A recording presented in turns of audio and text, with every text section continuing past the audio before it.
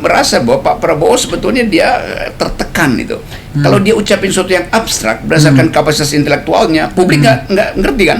Nggak nangkap gitu. Nggak nangkap. Kalau dia terlalu merendah, nggak nyampe bahasa dia. Karena Pak Prabowo tidak dilatih untuk bicara hal-hal yang kecuali lagi rileks bercanda gitu kan. Tapi itu intinya tuh. Dia pasti IQ-nya jauh di atas Jokowi, pastilah itu. Ini bukan saya bilang bedain, tetapi dari narasinya saya tangkap itu. Demikian juga kandidat lain waktu itu. Karena itu saya anggap oke, ini pemimpin tuh. Bahwa ada watak Pak Prabowo yang suka tepok-tepok meja atau banting-banting apa, itu soal personal aja, orang udah tahu. Tapi kita mau lihat justru kejujuran itu. Kalau orang Prabowo itu seringkali kasar gitu. Ya kasar karena dia mau cari ketegasan misalnya kan. Kita mesti tafsirkan itu. Dia pelihara kuda itu. Orang yang memelihara kuda itu peka terhadap watak orang. Kalau kudanya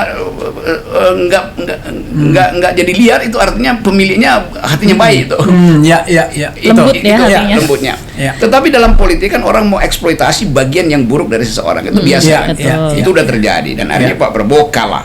Kemudian dia satu waktu saya tanya pada dia, kenapa Anda akhirnya bergabung? Ketika saya kritik, kan saya pernah bilang usir Pak Prabowo dari kabinet. Itu hak Cebong, bukan hak kadrun. Kan begitu kan?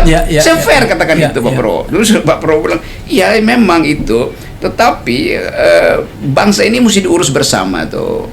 Dan karena itu beliau katakan, kalau saya di luar saya nggak bisa bikin apa-apa Pak Rocky. Kalau di dalam saya masih bisa merencanakan sesuatu. Walaupun diambil risiko untuk dicaci maki itu. Itu fair. Itu yang saya anggap dia prajurit yang tahu etika itu. Dia bilang saya akan membantu Jokowi karena fair, dia katakan, bukan kasakusuk tuh cari keterangan. Fair, dia bilang, iya saya mau bantu karena kalau saya bikin apa-apa, siapa yang paham tentang pertahanan cuma saya. Jadi itu adalah keputusan dari seorang leader dan itu yang kita hormati. Walaupun akhirnya saya bilang ya saya tetap beroposisi itu. Dia bilang oke. Tetapi yang saya tangkap adalah kecerdasan, kecerdikan, wisdom, reason, passion menyatu pada leader. Itu standar leadernya tuh. Saya bukan promosiin Pak Prabowo, tapi saya mau katakan secara jujur itu bagian dari dia. Ada soal-soal lain yang karakter itu setiap manusia punya distinctive karakter.